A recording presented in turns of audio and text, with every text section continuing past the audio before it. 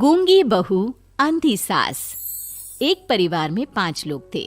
ओम प्रकाश, उनकी पत्नी सुमित्रा, बहू भावना, बेटा राहुल और एक थी उनकी बेटी प्रियंका।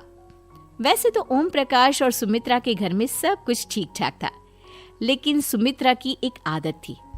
घर में कुछ भी गलत या सही हो तो वो किसी से कुछ नहीं कहती, और भावना स्वभाव की इतनी सीधी सादी थी कि अगर कोई उसके साथ गलत भी करता तो भी वो उसे कुछ नहीं कह पाती। इसी के चलते प्रियंका और राहुल घर में मनमानी चलाते रहते, क्योंकि घर को संभालने वाली औरतें इस तरह से रहती थी जैसे वो गूंगी और अंधी हो। माँ, मैं अपनी सहेलियों के साथ पिकनिक पर जा रही हूँ। ठीक है बेटा, चली जाओ। और मुझे आने में रात हो जाएगी, देर से ही आऊंगी मैं। अच्छा, कोई बात नहीं बेटा। अरे भावना, तुमको एक बार में समझ में नहीं आता क्या? नाश्ते में फिर से पराठे बना के रख दिए। कितनी बार तुमसे कहा है कि मेरे लिए ढंग का नाश्ता बनाया करो। ठीक है जी, आगे से ध्यान रखूंगी। अरे ये बहू से किस तरह से बात कर रहे हो तुम राहुल? अरे तो और क्या करूं पापा, इसको कही बात एक बार में समझ में ही नहीं आती। सुमित्रा, तुम अपने बेटे को समझाती क्यों नहीं? बहू से बात करने का ये क्या तरीका है? अरे जिसकी जैसी मर्जी आए करो, मुझे क्या। भावना बेटा, तुम भी तो कभी कुछ कहा करो। इस तरह क्यों सबकी बातें सुनती रहती हो?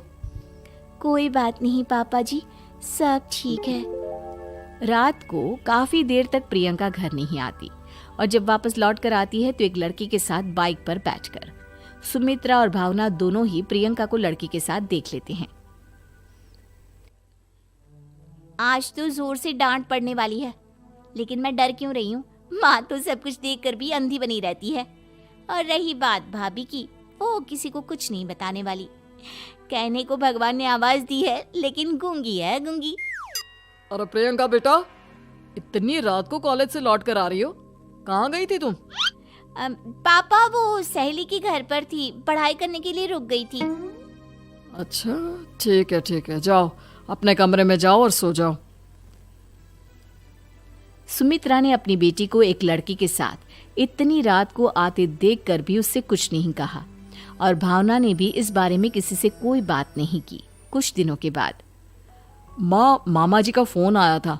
उन्होंने प्रियंका के लिए कोई रिश्ता ढूंढा है। लड़के वाले उसे देखने आ रहे हैं। अरे मुझे नहीं करनी शादी वादी, किसी लड़की को बुलाने की कोई जरूरत नहीं है। ये तुम क्या कर रही हो प्रियंका बेटा? तुम्हारी शादी की उम्र हो चली है और तुम्हारे मामा जी ने बहुत अच्छा रिश्ता बताया है। पापा, अब जिद क्यों कर रहे हैं? और आप क्यों मेरी मर्जी के खिलाफ शादी कराना चाहते हैं? अरे माँ, इसको समझाइए ना। आपकी बेटी, आप तो बस चुपचाप सब कुछ होते हुए भी देखती रहती हैं। अरे तो क्या कहूँ, और मेरे कहने से क्या हो जाएगा? वैसे भी गलत क्या हो रहा है, सब कुछ सही तो है। भावना बहू, देखो तो प्रियंका हमारी बात नहीं समझेगी, लेकिन वो तुम्हारी हम उम्र है। क्या पता तुम्हारे कहने से उसे कुछ समझ में आ जाए। नहीं पापा जी, मेरे कहने से कुछ नहीं होगा। मैं प्रियंका को कैसे समझा सकती हूँ? वो ननद है मेरी, कहीं मेरी किसी बात का बुरा मान गई तो? सुमित्रा और भावना में से कोई भी प्रियंका को कुछ नहीं समझाता। इस बात से राहुल और ओम प्रकाश जी दोनों ही परेशान हो जाते हैं। और फिर जब लड़का प्रियंका को देखने के लिए आता है, मुझे आपकी बेटी बहुत पसंद है, मैं उसके साथ शादी करने के लिए तैयार हूँ। देखो, मुझे तुमसे शादी नहीं करनी, और ये बात जितनी जल्दी समझ में आ जाए अच्छा रहेगा। अरे तो फिर आप लोगों ने मुझे यहाँ बुलाया ही क्यों? माफ कर दो बेटा, वो हमारी बेटी जरा गुस्से में है, हम उसे समझाने की कोशिश करते हैं। हाँ, देखिए आप नाराज मत होइए, वो तो उसने बस ऐसे ही कह दिया होगा। अरे कोई ऐसे ही कुछ कहता है क्या? और ये आपकी पत्नी और माँ, ये दोनों इस तरह चुपचाप क्यों बैठे हैं, जैसे इस घर के मेंबर ही ना हो? आपके घर में सब कुछ ठीक तो है ना? अरे सब कुछ ठीक है बेटा। सुमित्रा, समझाओ ना अपनी बेटी को।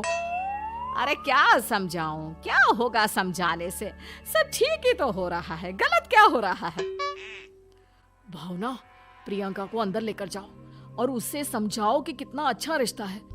इतना अच्छा लड़का है, इस तरह से बिहेव ना करे। नहीं जी, मैं किसी से कुछ नहीं कह सकती जी।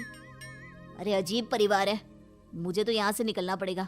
इस तरह से तो आपकी बेटी की शादी किसी से नहीं हो सकती। जिसके घर की औरतें गूंगी और अंधी बनकर बैठ जाए, उस घर का कुछ नहीं हो सकता। ओम प्रकाश और राहुल सुमित्रा और भावना की हरकतों की वजह से बहुत परेशान हो जाते हैं। एक दिन वो दोनों आपस में बात करते हैं। पापा, समझ में नहीं आता कि भावना और माँ को कैसे समझाया जाए। सही कहते हो बेटा, तुम और मैं काम के सिलसिले में सारा दिन घर के बाहर रहते हैं और घर की दोनों औरतें जिन्हें सारा घर संभालना चाहिए गूंगी और अंधी बनकर बैठी हैं। पापा आप ही बताइए इसका क्या उपाय है।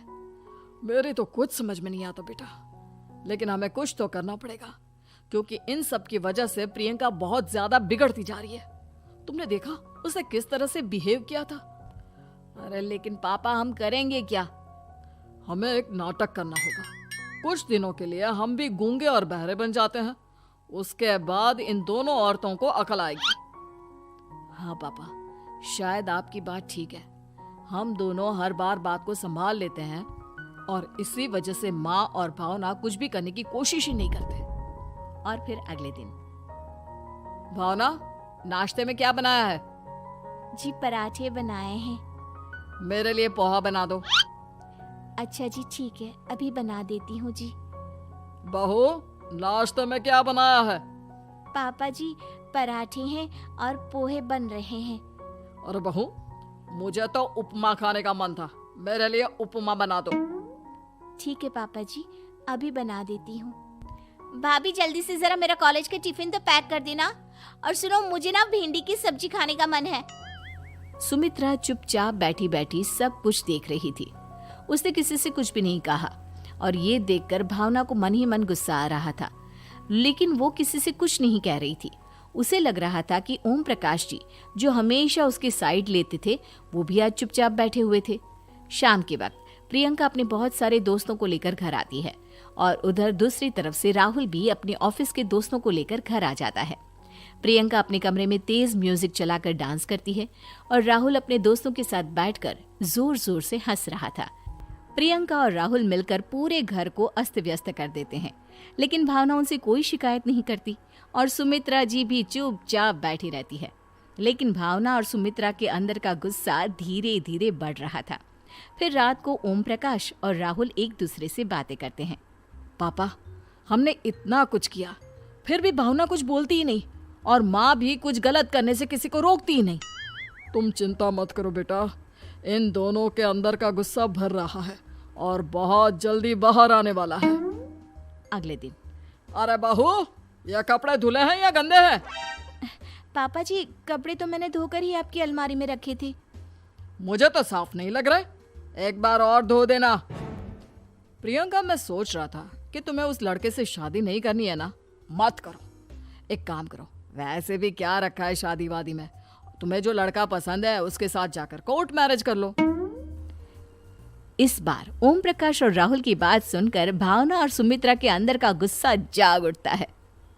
मैं किसी से कुछ कहती नहीं जी, इसका मतलब ये है कि आप लोग मुझे परेशान करते ही रहेंगे। कल 4 बार मुझसे नाश्ता बनवाया, आज पापा जी मुझसे धुले हुए कपड़ों को बार बार धुलवा रहे हैं। अरे मैं इंसान हूँ जी, कोई मशीन नहीं हूँ।